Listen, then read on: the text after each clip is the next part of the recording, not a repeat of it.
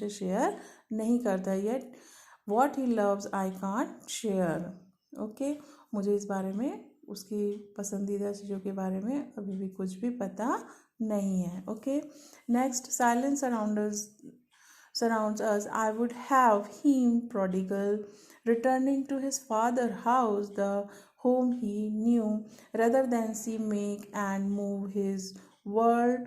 I forgive him too, stepping from sorrow a new love. Okay, so in this para, a father say about कि चारों तरफ जो है वो शांति छा जाती है, छाई रहती है, और बात करने के लिए जैसे कुछ हमारे बीच रह ही नहीं गया है। पिता जो है वो अपने पुत्र के साथ अपने रिलेशन को शो कर रहा है कि जैसे कि वो घर को जानता ही नहीं है, इस घर को, और मैं भी उसे नहीं चाहता कि वह अपनी एक दुनिया का निर्माण करे और वो वहाँ चला जाए।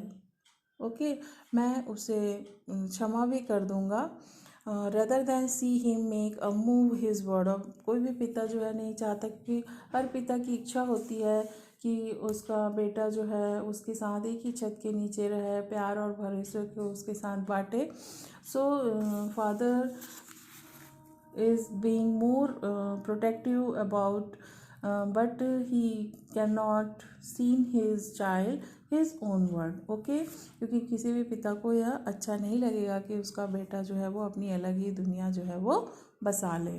Okay, and I would forgive him too, और मैं उसे क्षमा कर दूंगा, और साथ ही साथ मैं अपने दुख से एक नए प्रेम का निर्माण करूंगा, उसे क्षमा कर दूंगा। Shipping from sorrow a new law, और उसे अपने प्रेम से पुनः जो है वो प्राप्त कर लूँगा। ऐसी फादर की जो है इच्छा है। Next, father and son we both must live on the same globe and the same land. He speaks I can't understand myself why anger grows from grief.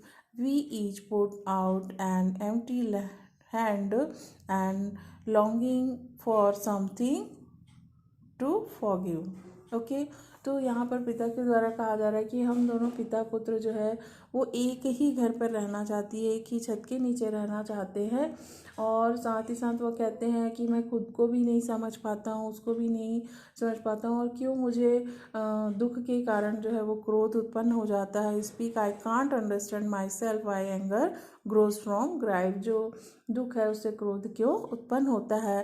We each put out, okay, and empty hand, और हम दोनों ही एक दूसरे की ओर खाली हाथ बढ़ाते हैं, बिकॉज वो कहना चाह रहे हैं कि lack of communication and lack of understanding के कारण वो एक दूसरे को नहीं समझ पाते हैं, और वो बैड फील कर रहे हैं, और कुछ भी हो जाए वो बात करने का जो तरीका है वह उसे बदल लेंगे, और एक दूसरे को माफ़ करके पुनः एक दूसरे के साथ रहने की इच्छा जो है वो प्रकट करते हैं। Okay, so in this poem it shows the relationship between father and son, and it's basically misunderstanding and the generation gap.